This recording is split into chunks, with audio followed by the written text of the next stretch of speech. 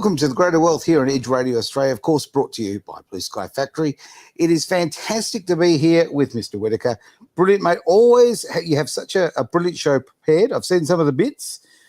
I'm very enthusiastic about it. My enthusiasm wanes, though, when I look at the screen and I say, hello to Travis Carter. How are you, my friend? Hi. I was going to say something else, but I remember Derek edits all these videos for his YouTube channel, so blueskyfactory.com.au. He's on YouTube, like the great introduction, which I don't know who made that. That was sexy, that intro. Wasn't it flash? Yeah, I like good. that, Yeah. indeed. So I know I made it, so that's why it's all sexy. I forgot to click on the comment sections. Anyway, yeah, so I just love the fact that we did something for the first time with no trial and error, and it just worked. Well, a lot of trial, and this time no error. So how about that? Very, very good indeed. As I said before, I'm looking forward to getting the show. You've got a few videos here, mate, which look really interesting to me. And I did start the show by being a bit mean to my friend. It is lovely to see you. You are. Where are you? Anything about this thing right here? That's where I was going. Yeah. I'm asylum seeker now. No. It's Vietnam for those playing at home. All right, fantastic, mate. Well, let's jump into the show. Now, Derek, do you want to just give us a bit of a rundown of where we're heading? What I want to look at is I want to use Elon Musk as a bit of a case study today, because I think he's an interesting character. Yes. In terms of, for a long time, it was very hard to work out where he was going, what he was going to do next. What was he really thinking? Knowing that he had huge influence in the United States. Remember, he's also the one who came up with PayPal back in the day. Yeah. He invented, this is why we have PayPal today, because of Elon. He was getting into artificial intelligence. He was ahead of his time. Obviously, a lot of people are driving Tesla cars these days. He's responsible for that. Now more and more people are getting Starlink internet. He's responsible for that. And that's why that has launched his space program, because Starlink feeds off all those satellites that are floating around our atmosphere. Yeah. And that's why the sky looks so much busier these days. A lot of more moving lights. It's like a bit going on up there. There's a lot going on up there.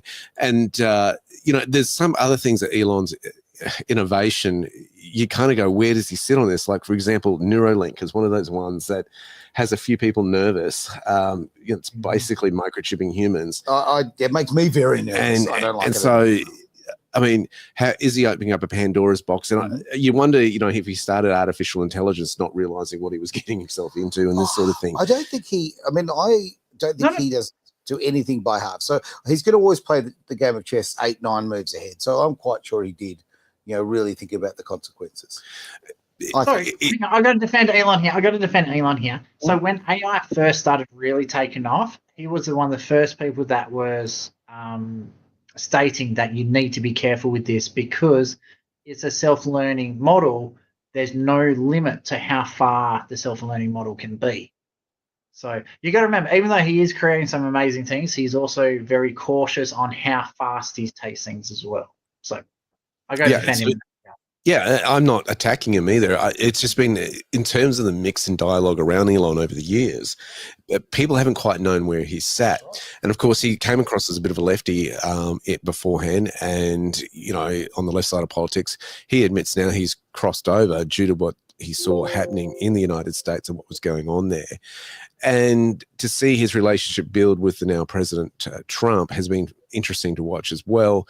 His innovation is incredible, with the way that he can catch a hot rocket as it comes back to Earth and all this sort of stuff with the technology he's developed. There's no question. And if you ever have ridden in a Tesla, if you don't own one, ridden in one at least, they are pretty special cars, what he's created, whether you like the technology or not. No, it's clever what he's done in terms of actually making it all work, the moving parts together. I'm not saying it's all environmental friendly and it's the car of choice for you, and whether it's suitable for Australian conditions. I'm not getting into those debates. Sure. It's clever that he's actually been the inventor behind this and done it. That's what I can't disagree. My point is there. But what I want to talk about now is taking it a step further, because his relationship with the public has certainly changed. He has taken a step that most entrepreneurs are too afraid to do, and that is get political. It's a fine line. And we have seen the mistakes of some companies when they go political, the backlash that has occurred when they've done so. Sure. Thinking of Budweiser and all that that whole debacle in terms of, hey, totally not understanding your audience and trying to push it and go a different way, that it's not really, values do not relate to your current database, your current audience. We've also seen that Jaguar do the same sort of thing, right? They've tried to go woke to a very conservative audience and customer base, and you're going, what are they doing? Because they're alienating their customer base by doing so. Elon's an interesting one, and he's really gotten into the Doge committee here. And now, of course, this has created enemies by default, because what it's doing has revealed all this corruption and a lot of money going to places that, generally nobody knew about. Even a lot of, you could say some congressmen had no idea what was going on. I have no doubt they had no idea. Yeah, a lot of them is just going and showing why. I've got to hang around to the end because I've got a fantastic video of Elon being very, what could I say, very transparent. And I think one of the things too is you see the heart of the guy when he has said that he has lost one of his kids, one of his boys, to wokeism. It's so real. It's so raw. Yeah. I saw that about a year ago and I thought, wow, this is personal for him. And I think this is what's motivating him now. But have a look at what they've uncovered. Some of the things they had, Fox News did an interview with them. And here's a little excerpt of that interview. Let's take a look. Really what we're doing is we're applying public company standards to the federal government. I don't think that's the beginning. It is alarming how the financial operations and financial management is set up today. There is actually really only one bank account that's used to disperse all monies that go out of the federal government. Time out. One bank account. It's a big one. It's a big one. It's a big one. It's a big one. So just so the people at home watching can understand, the guy in the background, obviously it's not Elon Musk. Musk has a little bit more hair than that. Do you know who that guy is, Derek? These are guys, you missed the part of the front of the video there. It explains it, introduces them. They are part of the Doge committee. These guys who are helping Elon, they're entrepreneurs themselves. And this gentleman introduces himself as, he's worked in the private sector in this. And what he's saying is we are applying private sector principles to the government accounts here in terms of what we're looking for. And so if you put it in context, that's what's going on. Yep. Sorry, just a comment from Glenn there. This is quite funny. Not deported, seeking asylum. No, I'm not seeking asylum. I just got sick of Australia, and so I thought I'd make a stand. Anyway, back to the video. Oh, hang on, I got to press play. A couple weeks ago, it had $800 billion in it, but it's the Treasury General account. So when you hear, some of my colleagues here, what they're talking about in terms of the fraud, you have to ask, well, why is this allowed to happen at a financial level? Well, it's actually quite simple but alarming. The Treasury up until now, and thanks to President Trump, we're fixing this. In fact, there's an executive order that he just signed the other day, which is protecting America's bank account, because it really is the taxpayers' money. One, we're changing the culture. The culture is been not a lot of caring and not a lot of commitment to doing what's right relative to financial operations. There's $500 billion of fraud every year. There's hundreds of billions of dollars of improper payments, and we can't pass an audit. The consolidated financial report is produced by Treasury, and we cannot pass it on. We have material weaknesses. What that means is that if I was a public company CFO, I would effectively be removed. I couldn't file financial statements. I couldn't issue securities, which of course we depend on. Can't pass an audit. Right. The federal government cannot pass an audit. It's impossible. In fact, in order to pass an audit, you need the information necessary to pass an audit. You need to have the payment codes, you need to have the payment explanation, and you need to have a person you can contact to understand why that payment was made. None of those things were mandatory until just recently, just a few weeks ago. In fact, maybe last week. Yeah, we're serving five. Sorry, I just want to jump into that one there. So Derek has a lot more financial experience than me, but as I'm not saying new entrepreneur. I've only been running my businesses now for about 6 or 7 years. I use Xero at the moment. We're looking to change because they're just getting massively expensive. We can't process a payment through Xero unless we have a payment code. Who's it going to? And there's like 3 or 4 different things that are mandatory. And the American government has none of those things as mandatory. So they're just being left blank. No one knows where this money's going. It's just inconceivable. So that's what he's saying about, they can't pass an audit because all these mandatory fields just do not exist. So Yeah, You and want he's to basically chuck some more saying, comments on that? and what I think is really the highlight here for me is this: is that, you know, if you run your own business, you work darn hard, Yeah. and you know all about that, and so you appreciate when you get paid. Yeah. When the money lands in your account, you appreciate it, you value it. The same has not applied when it's been public money by a lot of these bureaucrats, because it's like an attitude of, this isn't our money. We haven't had to execute our own sweat and toil to, accomplish this. It's been someone else's money. Other people's money. And the apathy is just, it's embarrassing, to be honest with you. Yeah. And I think in many ways, having been someone who has, had to look after other people's financing, I've run US property syndications before and this sort of stuff, you actually need to look after someone else's money better than you look after your own. So. You've got to up the level. Yep. But unfortunately, it's very easy to slip into lazy mode and go, oh, she'll be right, mate. And I think that's the problem that they've got here. And you can see the difference between private sector applying their values to the public sector space. It's a huge contrast. How good is it to see that group of men there talking about those private sector values? I mean, that's exactly right. Like, okay, you'd be held to account from shareholders, from everybody, right? You would lose your position as well, CEO or CFO or whatever happens to be in this particular case, CFO. You'd lose that position. Why in the world can the government get away with it? Disgraceful. Exactly. I mean, I had a friend. I had a friend years ago. Sorry, Travis. I had a friend years ago, like 25 years ago. Used to work in a law firm. Sure. And she once made the mistake of posting something too late. She was in the administration department. Okay. And she didn't get to the bank. It cost the legal company about $30,000. Right. So there was, I assume, some questions asked and possibly some disciplinary measures. If it was the first time, it's like, okay, if you've done it again, well, say goodbye. Yeah, but 30 grand back then was a lot of money. That's 120 right? grand. This is not applied to the public sector. No. No accountability. I always scream about accountability left, right, and center. Travis? It goes even further. You can remember these guys in America. So over there, if you don't remember, I think it's 75,000 pages of tax laws. If you don't have that paper trail in America as a private organization, company, CFO, whatever, they'll just scrap the business. They'll bankrupt you over stuff like that. But yet when the government's doing it, they turn a blind eye. So, which I just find the hypocrisy of it absolutely amazing. And this is one of the reasons why. Right? Yeah, I'm super stoked that Musk is doing what he's doing. I've listened to a few of those other videos that he does. And, when you're flying international, like, you got nothing else to do. So these guys are, you can just tell in the way they're speaking, their thoughts are running a million miles faster than what their mouths can keep up. That's one of the reasons why Musk stutters a lot. But these guys are all absolute geniuses.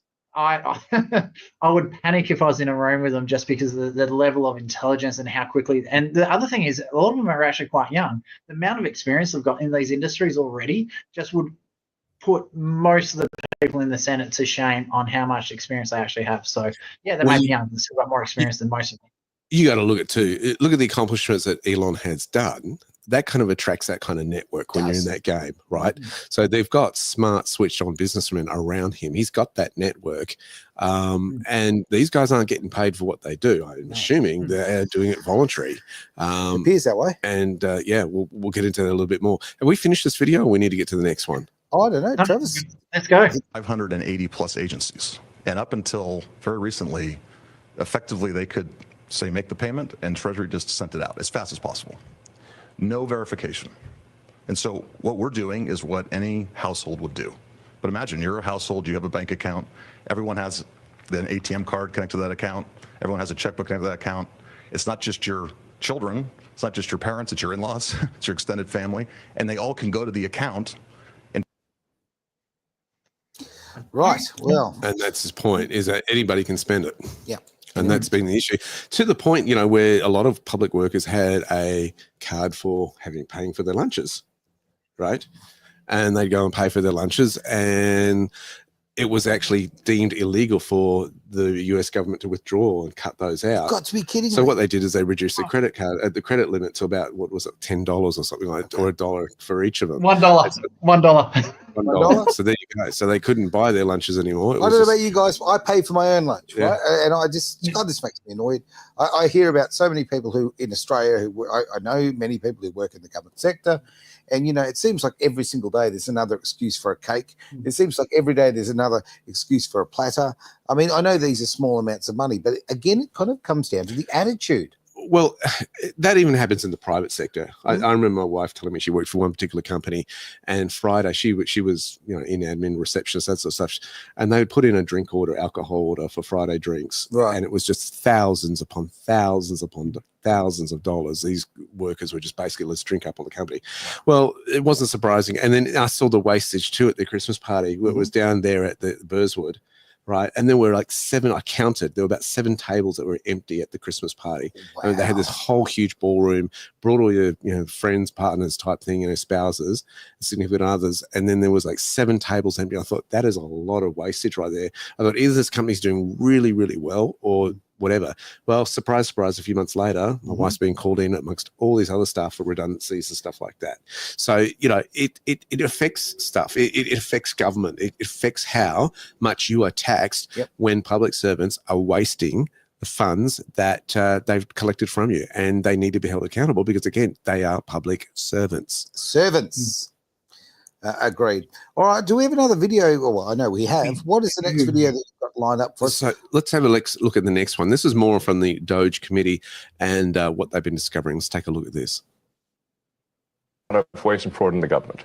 It is astonishing. It's mind-blowing. We routinely encounter wastes of $1 billion or more, casually. For example, like the simple survey that was literally 10-question survey that you could do with SurveyMonkey, cost about $10,000. Was the government was being charged almost $1 billion for that. For just the survey. $1 billion for a simple online survey. Do you like the national park? And then, Wow. $1 billion for something could be done for $10,000. $1 billion. And again, this comes back to efficiency, right? Exactly what they're there for. That because, oh my word. And the issue was the survey found nothing, so they just moved on. Of course, yes, move on. What do you do? That's $1 billion just disappeared. I'd love to charge someone $1 billion for a survey. Wouldn't that be fantastic? I'd change my business model. Survey for that. says, welcome home. Rub those hands How much together. telemarketing do you want me to do? Oh, You tell know you what what. I'm saying? If The we other had thing that, is, because a survey, like you just jump onto ChatGPT, say, hey, do these questions. I need 10 questions. They slap that into the thing, send it out. Mm. Like, it's just $1 billion, that's an insane amount of money. Like, Well, there's in a lot of Australia, you can buy a consultancy. coffee for that. Yes, to answer Josh's question there, I'll bring his comment up there. Now, there we go. You can actually read that, Aaron. You haven't got your glasses on. No, I do not. I don't wear glasses. What are you talking about? No, $1 billion. I'll do it for half that. Josh, you know what? Let's tender it out. I'll do it for a quarter of that. Oh, you guys are always undercutting, aren't you? We are. Look at that shocking business Yeah. sense. We want quality. Okay, we really do. Now, You gotta Travis, would admit- you like to take this opportunity to We- explain why you're in Vietnam, though? Yeah, just quickly, I'll go to Josh's question on this one. But we had the same thing happen in WA where Mark McGowan sold the East Perth power station for $1 to Channel 7 dude. I forgot his name. So anyway, so Stokes. that happens everywhere.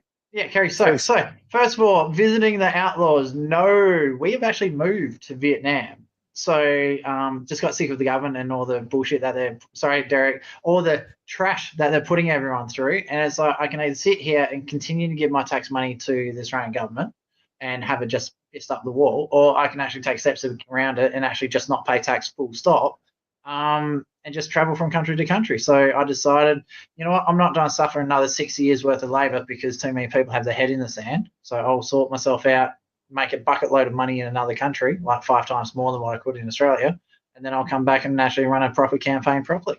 So there's more news on that coming out probably in about 12 months or so, possibly 18 All right. months, but we'll keep them Spoiler up. alert. Let's jump back to the video. So we're going number 3 now, Derek? Just a second. sorry, I thought that was Just still running. yeah, we will. But just before we do, so of course, what's been happening, of course, since Trump has been doing all this Doge stuff, is people have been protesting. Now, the typical way in America that people protest is boycotting, right? Okay, They boycott your product. We're not going to buy it, and all this sort of stuff. I like it. However, the left have gone a next step on this one. They're not just going to boycott. We're going to burn his cars. We're going to destroy his. Hang on. These are environmentally sensitive people who believe that Teslas are the answer because they keep down, CO2. They're wonderful. Bro. Yeah. Why would they do that? You ask them that, and this is what's going on. So in America, you've got this people doing illegal activity now to protest what's been going on. Now the question becomes, how much of that has been funded? How much of that is paid protesting done by activists behind the scenes, which is kind of what's been going on. It's the real issue, not that they're doing audits, is the real issue. The cash flow is stopping elsewhere. That's what we're going to look at. But America being America has fun. They've got protests, and now we've got counter protests. Take a look at this. So there are people protesting against the protesters who are protesting. There you go. There is a Tesla. Yep. The big truck ones that Elon does to parade in front of the protesters on the street against Tesla. The land of the free. Well, how does Musk harm veterans? Well, what he's doing, they're talking about the VA. So they've fired a whole heap of people out the VA. So what he's doing, he's actually removing all the waste so they can actually put more money back to the veterans that actually need it. So how's that harming the veterans? Travis, stop using things like facts and logic. Okay, they will not work. I'm sorry. Did you just call me fat? Just be more emotional, please. Exactly. Surely we can cry about this and put our hair into a nice purple tone. It'll work. Yeah, and so there you've got the protesters who are pro-Doge, as you can see there by the flag, celebrating the fact that this audit is going on. So, that's the positive one. I haven't shown the negative ones where fires are burning late at night on security cameras and all that sort of stuff. But there you go. So the one I love, I don't know if you guys had a chance to see this one. I think it was Fox News was showing all the some of the video recordings that were released of some of the people causing damage. And there's this big fat black dude on like an ATV just runs up, slams straight into the side of the Tesla, and he comes forward and slams into his handlebars. All his handlebars go forward. Then he's got to put them back before he can go on and all this sort of stuff. Like, why would you vandalize a car that has like 6 or 7 cameras on it? I know. It just doesn't. It blows my mind how stupid and retarded these people are. Sorry, that's mean to read people with mental disabilities. Well, the issue too is that they've put bombs in a Tesla, right? They tried to do that bombing outside at hotel, one of Trump's hotels, and they put it in the Cybertruck there, and the Cybertruck was built so well that it actually stopped a lot of damage actually I don't know to if the they're building. built terribly well. I think that's a bit optimistic. No. You got to remember. Sorry, I got to defend Tesla here. The things fall to bits. Do they? They're not good. No. The tow hitch falls apart because it's not actually attached. Whistling Diesel found that one out. The lining of the door, if you slam it, if you get the beast to slam it as hard as you can, obviously bits fall off. But the truck itself has been designed to be bulletproof and blast resistant. Blast resistant. So they put a bomb inside of a Cybertruck, which is designed to stop blast from impacting at all. So when they blew the car up, it all just went straight out the sunroof, straight up. No one got hurt, no damage to the front of the building. They had to replace the ceiling, and that was it. So, what? This just shows you're trying to blow a building up with a blast-resistant car. Look, there's not IQ tests involved here, okay? Well, actually, I saw an IQ test yesterday. I was driving down the freeway, and while I was driving down the freeway, I saw that somebody had in their backyard, so it was visible, right, to those driving past, a Ukrainian flag. And instantly I know that if you, I know the windows are very clean on that house, right? I know that person is a very, very low IQ. Because if you fall for the just the lies and the propaganda to that level that you're going to put a flag up in your own backyard, that it says you. Do you think they were from Ukraine? Oh no, I don't think that. Okay. I mean, I look, you know what? Actually, a couple of people from Ukraine. But I'm Okay. just so sick of the virtue signaling, all the things. It just shows a weakness of an inability to think critically. We had a very great critical thinker who's just jumped up on the screen a moment ago. It's great to see Courage is a Cure. Any TDS sufferers about? A lot of them there. Courage is a Cure. Fantastic to see your comment there. It's that video that we just put up. I love that. I did love the counter protest. I really do enjoy that. Let's have a look at Joe Rogan here on Okay. his show, breaking down what the leftists actually have doing and the logic behind it. Or illogic behind it. There's the reasonable Take a people look at that this. are like, hey, we got to just stop. It seems like there's like two factions in what I would call like the American left right now. There's the reasonable people that are like, hey, we got to just stop being fucking crazy. Like there's the Bill Maher's and a lot of other folks like that. They're like, we got to stop being crazy and just appeal to like rational people. Don't go all the way over there. Stick where most people are. And then there's people that, well, we got to go further left. Then there's people like, we got to take over Tesla dealerships. We got to light cars on fire. The left is like justifying spraying Nazi swastikas on cars. Like, this is crazy. They've gone so far over this. So there's one side that's just like radicalized in the worst way possible. That's a huge detriment to the Democratic Party because it makes everyone look like a psycho. If you have a psycho in your groups, like if you have like a white nationalist, Christian fundamentalist burning down black churches in and he says, I'm a part of the right, and as a right-wing conservative American, like, whoa, that guy poisoned the right. These people are poisoning the left. Totally. All the people that don't want trans kids competing with their kids in school, and they don't want gender ideology being taught in class, all those people who are just rational, normal liberals that have voted Democrat their whole life. They're like, what the fuck? What are you doing? Why are you letting guys into the women's room? This is crazy. A guy with a beard and a dress is in the women's room. This is bananas. Like, what are you doing in the name of compassion? Like, this is fucking insane. That they have to figure that puzzle out because right now they lost to Trump and they're in this. They're in this space of absolutely they're now being left. I hear in my head, I hear Kamala with her, you've got to go more woke. You've got to go further to the left. Like, it is literally, we are promoting mental illness. That's simple. I find it interesting the way the left have handled this so-called security leak on Signal that has gone down over the last few weeks. Okay. Well, there's a rumor that there was a between the chat in the American Republicans that they were discussing war moves on Signal, and that the journo was added to the conversation. Sure. And it's leaked out. And what's really difficult in that is it's like the little boy who cried wolf, right? The story, he says, you're in charge of looking after the sheep. If there's a wolf, call us and we'll come and defend the flock. And he does that first time and he says, I was just joking. Does it the second time, I was just joking. The third time an actual wolf does come, he yells wolf and nobody shows up. Exactly. And I think that's the problem we've got right now with the Democrats is we don't know when they're actually just arguing for the sake of doing it, and it's actually a genuine call. This is the difficulty we've got right now because of the credibility or lack thereof within what this extreme responses are doing, like burning cars and dealerships. It just doesn't make sense. It makes no sense at all. I think the Australian government can actually learn something really, really important about this, especially around mandatory voting. So if you have a look at the number of votes on the 2020 election versus the 2024 election. So you can see Trump's vote stayed pretty much where it is. There wasn't much change, but the Biden vote, Camilla vote dropped drastically. And I think what's happening is there's a lot of Democrats out there. They're still Democrats. They still want the Democrats to win, but they can't vote for Trump. They're just like they're conflicted. And this is where it gives them a chance to go, you know what? I hate where the Democrats are going, but I can't vote for the Republicans, so I just won't vote. And I think a lot of Australians need to learn this, especially around voting for the majors. And again, I said this, we pre-recorded a show for later this week where I made the comment about voting. Even the Electoral Commission they're not lying to people. They're leaving a lot of stuff out, especially how, let's say there's 8 people on the ballot. If you put 1, 2, 3, and 4 down, they say that's an informal vote. It is only if your first 4 don't get in. But if one of your top 4 get in, it's still a formal vote.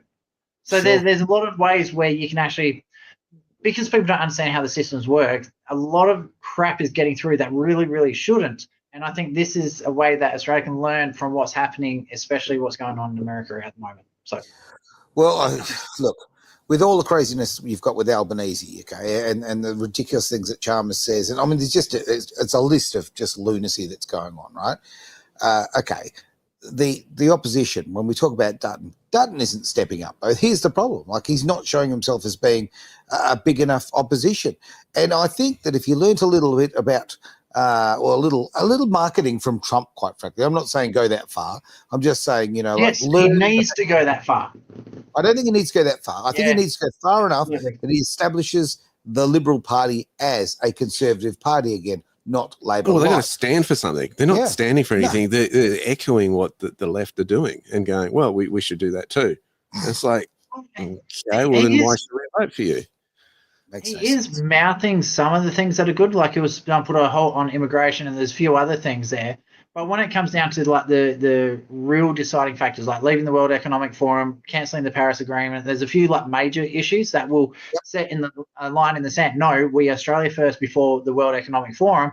He's balking out that he's not leaving the Paris Agreement. He's not leaving the World Economic Forum. There's a whole heap of things where he really needs to step up, which Trump has, and just say, no, this is Australia. We are not someone else. We're not the unelected bureaucrats running it. Mhm. We need to let our elected people do what they need to do, and he's not doing it. So it's No more cowardice. He's part of that. How about- He blamed Libby Mitchum or Zach Kirkup in WA. They were just they'd mouth off a few things against them, but then vote exactly for what Labor is voting for. Like, so you never know what you're going to get with the Liberals, and that's why a lot of people are still voting for Labor, because the devil you know. And unfortunately, Well, that's probably at 80% of the population. We need statesmen. We need people who are actually leaders, right? And leaders stand up and don't care about the polite dinner parties. You know, they care about the people and actually doing the right thing. And we are seeing such cowardice. I'm so tired of it. We Great had comment people from who Josh there, Aaron. Sorry? Come on, Mr. Comments. Comment there from Josh saying it this way. Oh. Down here, click the bottom There one. we go. Yeah, how about that? Let's have a look at the comments. glasses on so you can see them when they come in. Nobody gets near power in either major party unless they are compromised. I thoroughly agree. Josh. We're seeing so much sign of it. And, the election we had just a couple of weeks back here in Western Australia it's broken a lot of hearts. Not because, in my opinion, I never ever saw that Labor was always going to win this one, right? But I thought we'd see some sort of fight back. And when we saw nothing, now I am genuinely really concerned on a federal level. I really am. I mean, this show today, we're sort of going to be talking, or we have been talking about the price that people like Musk, people in business, the price they have paid for stepping up, right? The people who have actually joined his cabinet, for argument's sake, they have really stepped up, and it's financially hurt them massively. And I think we've got to give a lot of credit for that. Okay, it's such a big thing. When you stick your head up above the crowd, okay, especially in Australia, tall poppies, chop, chop, chop, chop, chop. In the US, they do celebrate people who do that, which is a wonderful thing. We need to do that in this country. We need to celebrate those who actually step up, and we do not have that at the moment. So just talking about Musk's losses with Tesla when he's gone over to support Donald Trump, it was reported, I just pulled it up there, in fortune.com reported that he's lost 127 billion in one-day market bloodbath. And that was on the 11th of March. His stock has in dropped by one day. 50%. 50%, Yeah, right? dropped. Just imagine losing that much money because you've got ethics. What a screwed up world we live in. I see the point there from Taz. Lovely to see you there, Taz. Now, WA has always been known as Labor. I can't do it. I can't be there in WA for this one, but happy birthday to Tony. He's turning 40, so Hey, go, Tony. Yeah. Happy birthday, mate. Kill a beard. Kill a beard indeed. Hey, but I just want to mention what we've got there with Taz as far as being Labor heavy, which is, to me, makes no sense. And I'll tell you why. This state is inherently conservative, right? So I don't understand why we're so keen on socialism. It makes no sense. Would you like me to explain it to you, Mr. Malloy? Yeah, go for it, mate. Please do. So the vast majority of income for the WA state economy is coming from fishing, mining, and farming. So all of these are based around workers. And the only party way back in the day, this is when Labor was actually a good party. They weren't so radicalised and socialist. were the unions were actually trying to stand up for workers that would.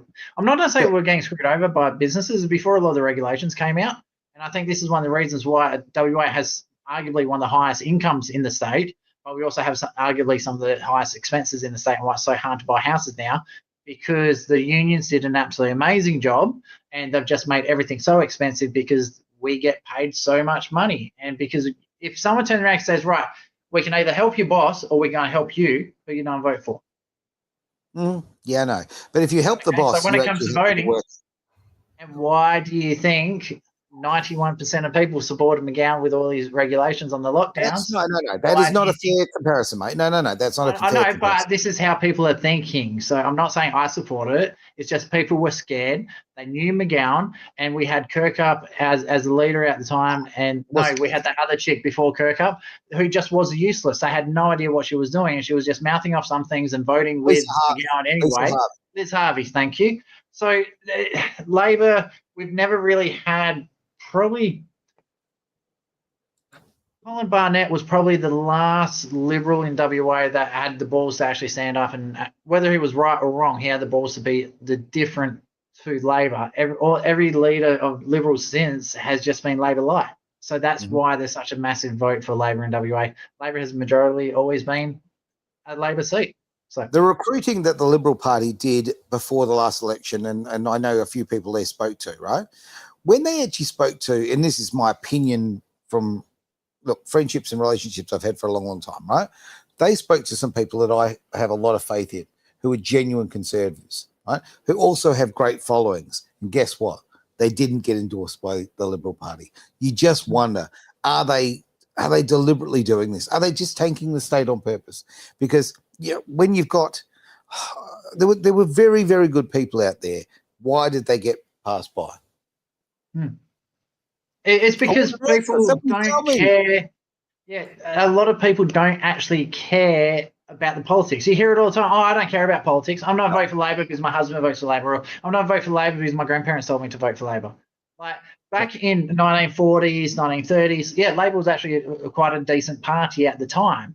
Now they're not. Like even Liberals aren't a decent party anymore. So, and it's just there's that inherited belief, especially in a lot of families, they just vote, they don't care. And this is why I'm a big supporter of compulsory voting. I think if you don't give a shit, don't vote, but also don't complain when things don't go your way. If you're stuck like a 45% tax rate, that's because you didn't care. You didn't care who's in power. So anyway. Yeah. No, Travis, I'm actually with you on this one. And I actually was completely against that before. I've always been, I like compulsory voting. I was wrong. Right? Absolutely. I think that, and imagine if people who are politically engaged, people who did their research, actually the people voting, well, guess what? You wouldn't have Labor in every 5 minutes, would you? Right? And that's what they want to keep on the play. Shall we jump into the next video, gentlemen? Let's have a look at this one. This one is very, make sure this is from the beginning, because this is a really kind of honest, it comes across as very honest. So take a look at this. I'll just make sure it's at Specifically, there's not a conflict of interest in how you're doing it, what you're doing, and the contracts that you're getting with the government. Everything I do is under extreme scrutiny. Every day. Yeah. So there's not an action I can take that doesn't get scrutiny 6 ways to Sunday. It's actually disadvantageous for me to be in the government, not advantageous. Yeah. If I wasn't in the government, I could lobby. And I could push for things that are advantageous to my companies, and probably receive them. My companies are suffering because I'm in the government. You just pointed that out a moment ago. Right. Do you think it helps sales if dealerships are being firebombed? Of course not. And Tesla customers are being intimidated all over the country and all over Europe. Mm-hmm. Does that help Tesla? I mean, you had Tim Waltz, who's a huge jerk, running around on stage with the Tesla stock price where the stock price had gone in half, and he was overjoyed. What an evil thing to do! What a creep! What a jerk! Like who derives joy from that? And it was pointed out to him that actually, Minnesota State Pension Fund is a major investor in Tesla. But he didn't care. He was so overjoyed by Tesla stock. Oh, wow. So, Yeah. you know, you saw the signs of this when he first bought Twitter. Mm-hmm. And there was a threat from a lot of left companies that we're going to stop our advertising with X, as it became. And he had his famous words that he said on stage. You think that I'm going to be threatened by that? And, you know, it's stronger language as I'm using, but dropping the F-bomb there, he was saying, you know, if you think that's going to stop me from allowing freedom of speech, then forget it. Look at how much it's cost him in relation to this. He's made it very clear he's not for sale. And I think we've got to really take a hard look at ourselves and go, listen, this man has a personal journey on it. Obviously, he has been affected from a personal level about one of his kids going woke, and he's seen the danger of this. He's in it and going, if we don't do something, our nation is at peril. What have our kids got left? And I think that's one of the reasons, you know, why I've come on and done this show publicly. I mean, as an entrepreneur, it's kind of like, okay, freedom of speech and stuff like that. It sometimes goes to the back of your mind. Is this going to offend someone? You get to the point you go, it has to, because our children are dependent on these freedoms. I don't say we've got a choice, to be honest. We have children. We have to support our children. We have to support their future, our grandkids. We've got to do it. And, okay, you know what? It's going to financially hurt us right now. Okay. You know, it would hurt your business to be speaking up and, you know, having your freedom of speech. It seriously hurts us as Edge because of exactly that. I won't go into details, but we get effectively blackmailed over it. Okay? People are scared. People are scared of what you might actually say about it. Yeah. But I think there's a lot more important things in life than money. And I think leaving a legacy, and I think that, and living like an honest life of integrity is vital. Well, for me, it comes down to a simple choice. When I get older, and my kids can have one of two things. Let's say things got a lot worse in Australia. Right. I don't want to be able to say, you know, Dad, they look at me and go, why didn't you do anything? Yeah. I want to be able to say, I did something. I fought, and whether I won or lost, it doesn't matter. I did my best to fight for the freedoms that you kids need. And I think that's what we all as Australian citizens have to take on board and go and ask ourselves, what do we want for our children? What do they want to be? What do we want them to inherit? Do we want the freedoms to be greater than we had as kids? You know, even now as a parent, you're concerned sending your kid riding a bicycle on the street, whereas back in my day, no problem. Go ride a bike. Didn't matter, right? What have we lost? And how much are we prepared to lose? What's going to be the greater cost to you personally or to the generations to come? And I think that's the really important decisions that we have to make as we go into elections, as we make policies, how we relate to these freedoms that are now flying out on the earth. What are we going to respond to? Are we going to listen to the propaganda, or are we going to think critically, do our own research, and then make decisions from there as to what future we want for the next generations to come as Australians? Look, I went camping this weekend, which is fantastic. I unplugged from, you know, society for a bit, as far as unplugging from technology and getting away from the noise, right? And I actually had some really in-depth conversations with some younger people, right? So people of all different ages, but I'm going to sort of blanket, and I don't want to like, I don't know, give too much detail, to be frank, because people, you know, giving personal conversations. When I'm talking to people in their 20s and early 30s, I can't believe how damaged they are. I can't believe how much damage has been done to them with the propaganda. The things that they consider to be freedom are not freedom. You know, they're just not. They have been bought and they have been brainwashed. It's really, really sad. And I see that in that generation. So I think about, oh man, what about, you know, the kids who are younger? Like every generation is just getting less and less free. We're getting more and more like a Squid Game situation, or some sort of vile, disgusting idea of some psychopath. And there are these psychopaths out there. I mean, okay, you know, straight out there, you talk about, you know, the carry-on that Soros is involved in, or Schwab is involved in, all of these people. Gates, these are truly evil human beings. And they're shaping the world. Well, we're also seeing the feedback come back. You know, Trump has stopped funding things like the World Health Organization for America to do that. The Paris Agreement, as you've mentioned earlier. There is going to be an interesting watch the space where how America relates to the United Nations and what it does there, with it on the offices on their own soil in New York. You know, where does that put America? What are they going to do if it's seen as organizations are destructive to the America First policy? I think you know, we're seeing the flow effect. Australia, last week we were talking about how the universities are crying foul that America's pulled its funding from their programs, their scientific programs that aren't in America's interest anymore. And it's like, well, what do you do? And you guys want change. Well, here's your change. And it'll be interesting to see, you know, a lot of people are going, well, what do we do now? It's more of a question of why is this happening? It's more the better question. Why is this going on?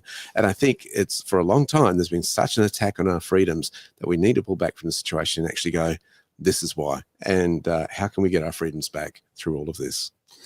Yeah, we need our freedoms back. We need to wind things back. I mean, you know, as I say, I went camping, and guess what, mate? You needed a permit for everything, everything. So if we wanted to go and land a fish, we needed a permit. You know, we want to go forward driving in a particular area, we need a permit.